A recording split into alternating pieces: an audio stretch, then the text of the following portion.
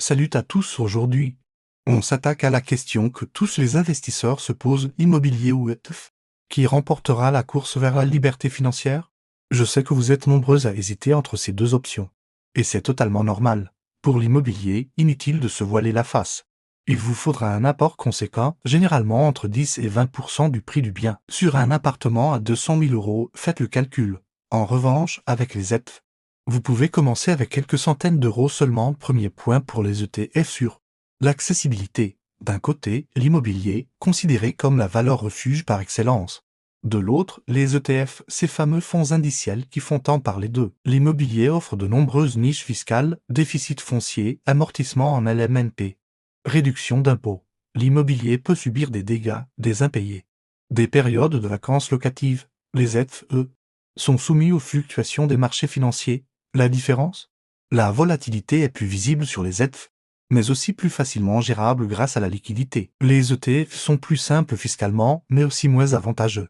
Avec la flat tax à 30% sur les plus-values, les ETF vous permettent d'investir mondialement en quelques clics. Tout dépend de votre situation, de vos objectifs et de votre personnalité d'investisseur. L'immobilier convient parfaitement aux personnes qui aiment avoir le contrôle, qui disposent de temps et d'un capital conséquent. Les ETF séduiront davantage ceux qui privilégient la simplicité, la liquidité et la diversification mondiale.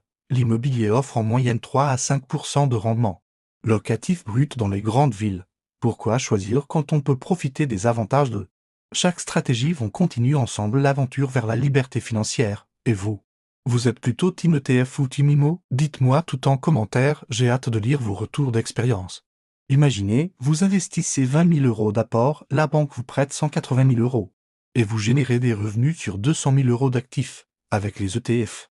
Pas d'effet de levier aussi puissant. Sans oublier la plus-value potentielle à la revente. Les ETF, eux, affichent historiquement une performance moyenne de 7 à 8% par an sur le long terme.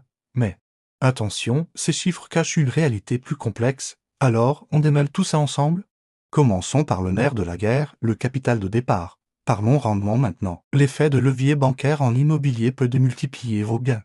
Côté passivité, les ETF prennent clairement l'avantage. Une fois votre investissement programmé, vous pouvez pratiquement l'oublier. L'immobilier demande plus d'implication, recherche de locataires, gestion des travaux, charges de copropriété, même avec un gestionnaire.